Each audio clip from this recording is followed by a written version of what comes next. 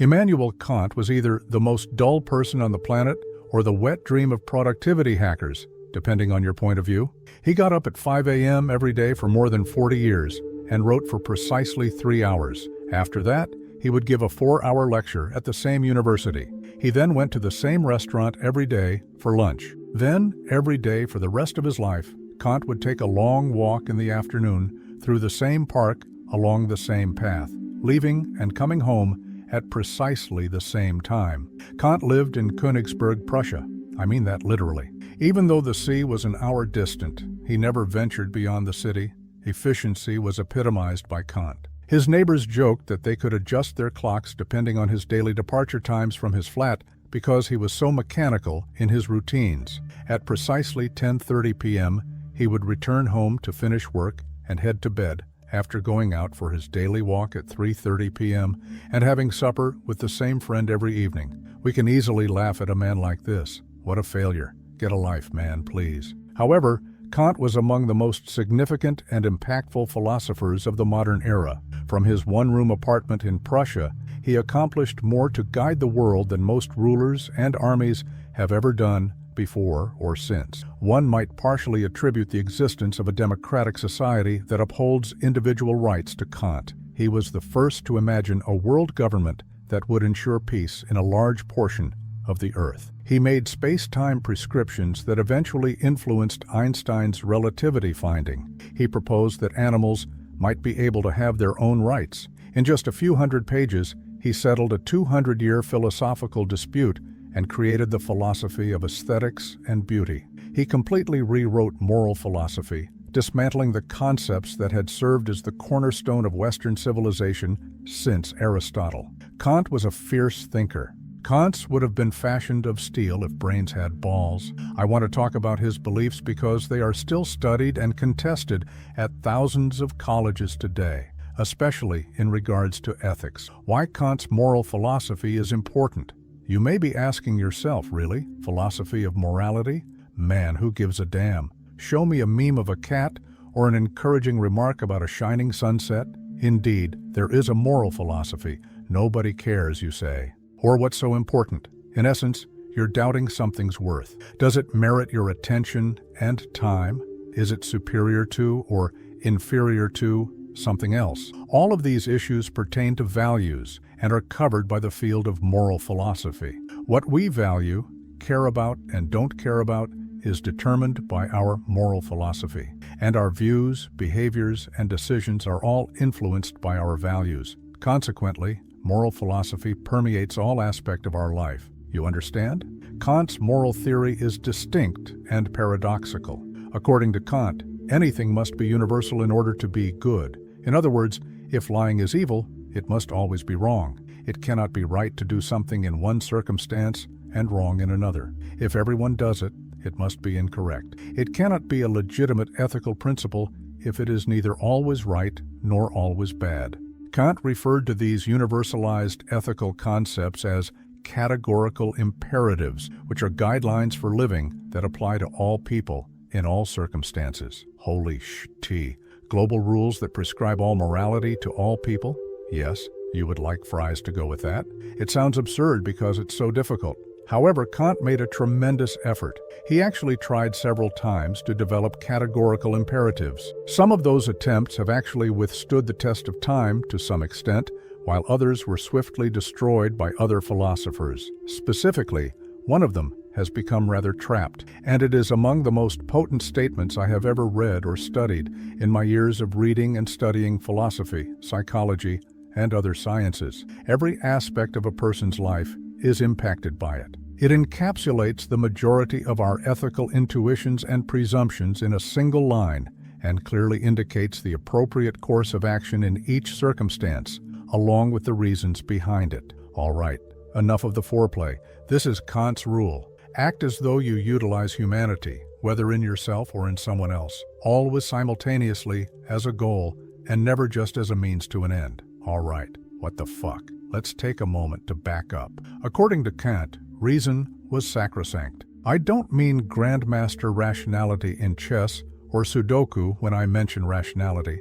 Since we are the only known species in the universe with the capacity to analyze options, make decisions, and think through the moral ramifications of every action. I define rationality as, in essence, awareness. According to Kant, our capacity for information processing and conscious action in the world is the single thing that sets us apart from the rest of the universe. And this is unique to him. It's really very unique. We might be the universe's only chance for intelligent self-organization. As a result, we must treat it seriously. Therefore, the foundation of all of our moral thinking must be reason and the defense of conscious decision. According to Kant, the universe would be a waste, in vain, and without purpose, without rationality. According to Kant, we might as well be a bunch of rocks if we didn't have the capacity for intellect and the freedom to use it. It wouldn't matter.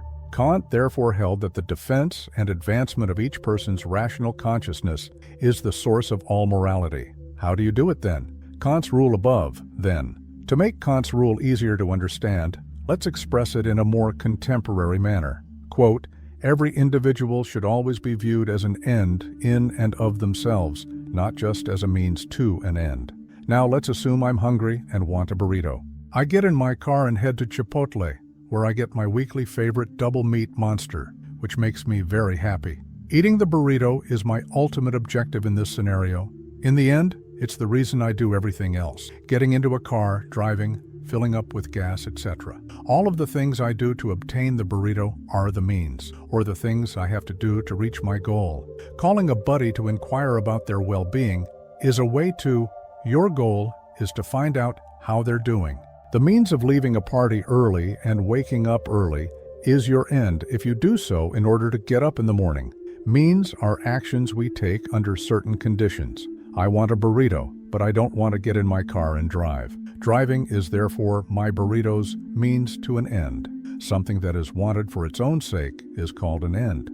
It serves as the primary driving force behind our choices and actions. The burrito would no longer be my goal if I only wanted to eat it because my wife requested one, and I wanted to please her. My wife is now happy since it is a means to an even bigger aim. Furthermore, my wife's happiness is now a means to a greater end of sex if my sole goal was to make her happy so that I might perhaps get laid tonight. You probably squirmed a little at that last example and thought I was a dirtbag, and Kant is referring to precisely that. According to his thesis, hell, his rule, the foundation of all unethical activity, is the use of any human being as a tool to achieve another goal. It is acceptable to use a burrito as a tool to achieve my wife's goals. Ultimately, to the best of my knowledge, burritos lack rational consciousness. However, I am now treating my wife as a means if I regard her as a way to terminate intercourse. Kant would also contend that that is rather immoral. Let's apply common sense to Kant's rule. All of the requirements for a theory of morality are met by Kant's formulation. However, it goes far, far beyond morality and basic reason. Actually, I'll attempt to make the case that Kant's rule logically applies to almost everything that we currently consider to be good and just. Take a look. The following list is not comprehensive. While Kant wrote about some of these topics directly, I have extrapolated some of his ideas to fit my own views. By the time you finish reading it, I hope you will see how adaptable the one moral principle is to practically every aspect of human existence. Laziness is one example. All right, to be really honest, I can be just as lazy as the next man, and I frequently feel bad about it. However, we are all aware that short-term fucking off will always have negative long-term effects. However, for some reason, we are never moved or inspired by this short-term gain versus long-term loss assessment. But Kant doesn't believe it's wrong for that reason. Kant would actually argue that this is the incorrect way to view indolence. It's not enough. According to Kant, everyone has a moral obligation to always try their hardest. However, he didn't advise doing your best for reasons of self-worth, practicality, or social contribution, or anything else. He went beyond that. He maintained that if you don't try your hardest, you're treating yourself more like a tool than a goal. Indeed, you can also use yourself as a means. Your mind and your attention are being treated like a mere pleasure receptacle when you sit on the couch and refresh Twitter for the 28th time. Your consciousness isn't reaching its full potential.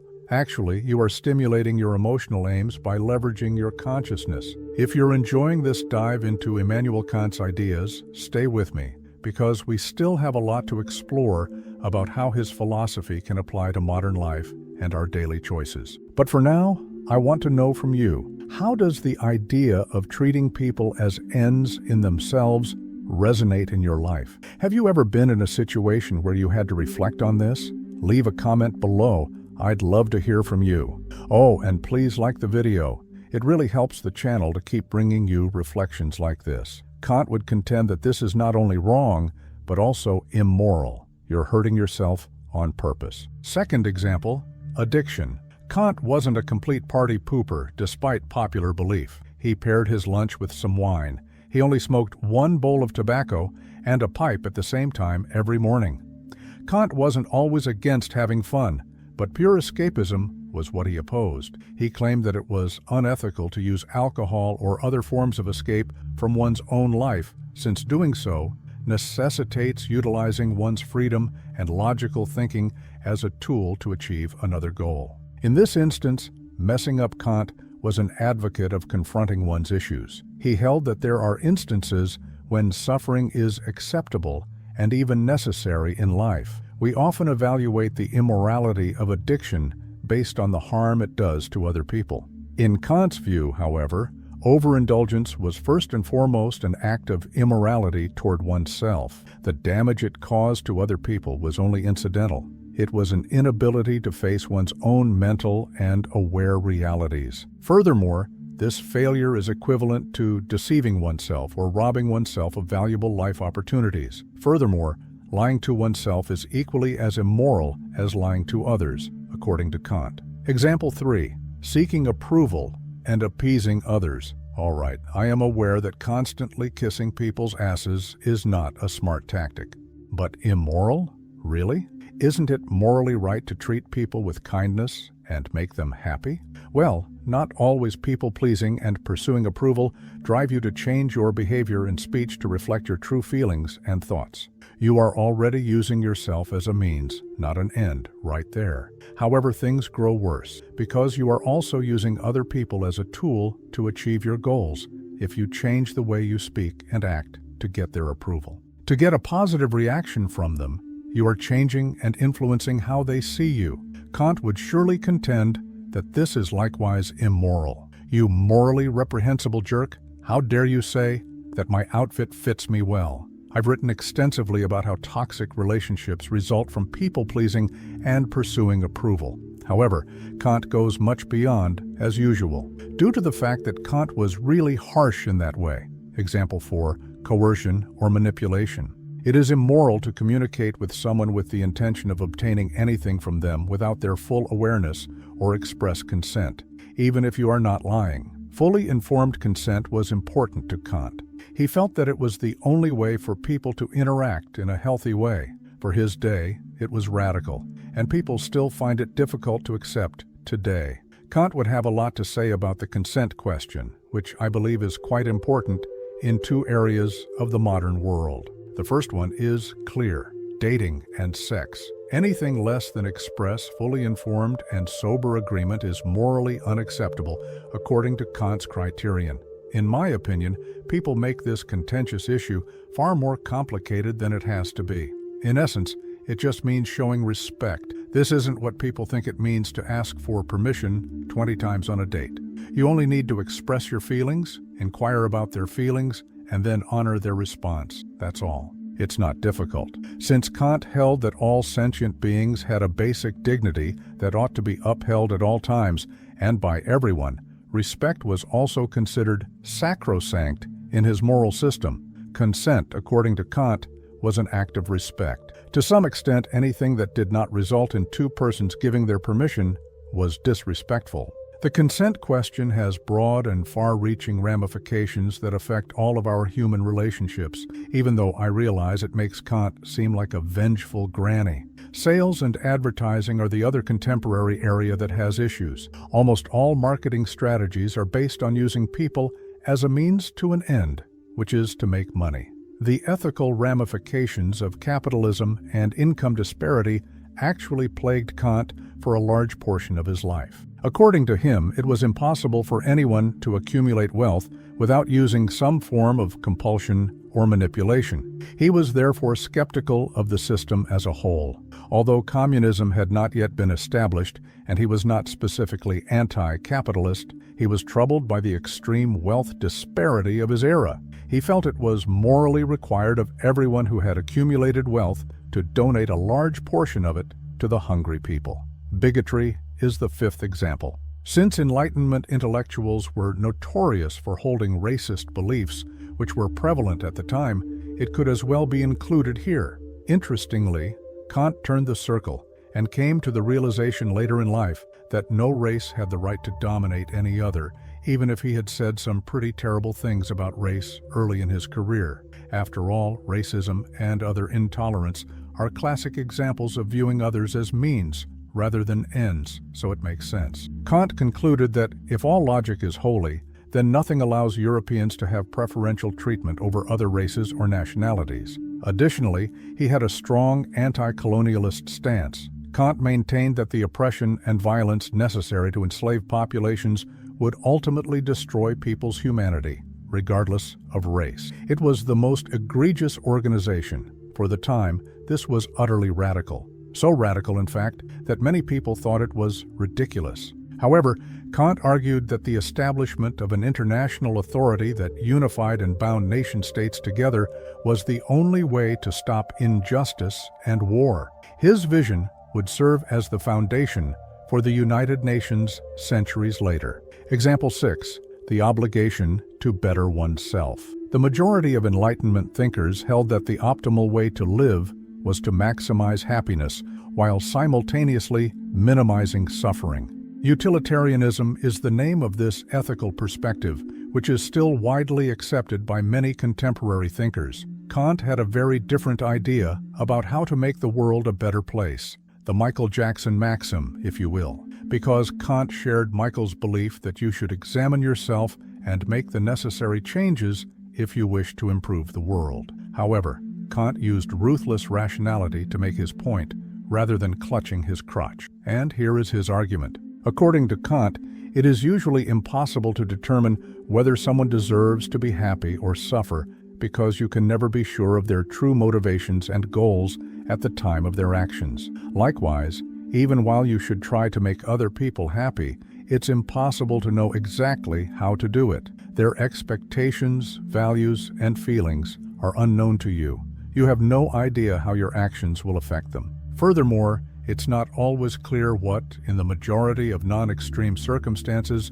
truly qualifies as happiness or pain. In a year, your divorce might be the finest thing that has ever happened to you, even though it is causing you a great deal of suffering now. You may enjoy the happiness of a party with friends, but perhaps it's keeping you from working toward a goal that would stop additional pain in the future. Thus, Kant maintained that improving oneself is the only rational approach to make the world a better place. This is due to the fact that we can only genuinely feel ourselves with any degree of confidence. Kant views self-improvement as a duty, an unquestionable requirement placed on all of us, and describes it as learning to follow the categorical imperative. According to Kant, a life created for oneself rather than heaven or hell would be the reward or punishment for failing to fulfill one's obligations. Living by moral principles has improved not just your life, but also the lives of everyone around you. In a similar vein, disregarding morals will cause needless misery for both you and people around you. Kant's rule has repercussions. Being more honest with others will result from your increased capacity for self-awareness, and your candor with others will encourage people to be more honest with themselves, ultimately leading to better lives. This holds true for every facet of Kant's rule, including consent, generosity, productivity, and honesty. According to the Michael Jackson maxim, Kant's rule will have a greater positive impact on the world than any well-thought-out institution or policy once it is embraced by a sufficient number of people. The obligation to respect oneself. Kant saw instinctively that our regard for the world and our respect for ourselves are inextricably linked. We use our interactions with our own psyche as a blueprint for our dealings with others, and we can't make any progress with them until we've improved ourselves. Since he would see the self-esteem movement as just another tactic to use people to feel better, he would probably be repulsed by it today. Feeling better isn't the goal of self-respect. Knowing your own worth, that every human being deserves fundamental rights and dignity regardless of who they are, and that every consciousness is sacred and should be treated as such, are all components of self-respect.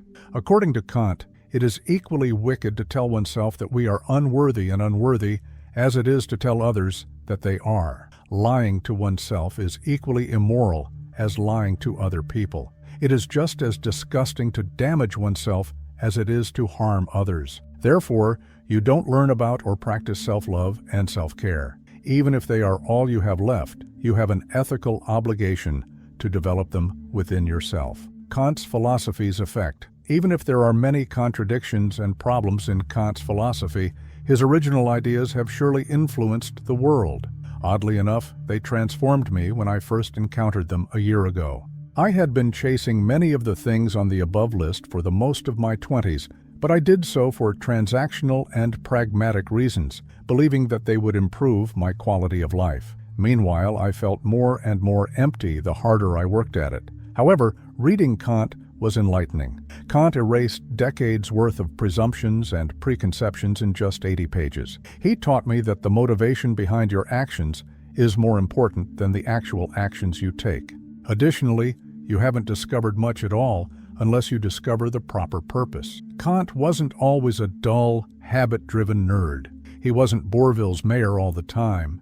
Indeed, Kant was somewhat of a party animal when he was younger. He would sleep in late, overindulge in food, throw lavish parties, and stay up late playing cards and sipping wine with his pals. He didn't give it all up and start living the ordinary life that would ultimately make him famous until he was 40 years old. He claimed that around the age of 40, he established this regimen after realizing the moral ramifications of his behavior and deciding that he would no longer permit himself to waste the remaining time or energy in his consciousness. This is what Kant referred to as developing character, which is the process of creating a life that is centered on realizing your own potential. Because they are still too easily influenced by the world's whims and fancies, blown from enthusiasm to despair and back again, he thought that most people cannot acquire true character until they reach middle age. We are totally unaware of the goals that motivate us because we are so preoccupied with acquiring more wealth. A person must master themselves and their own behaviors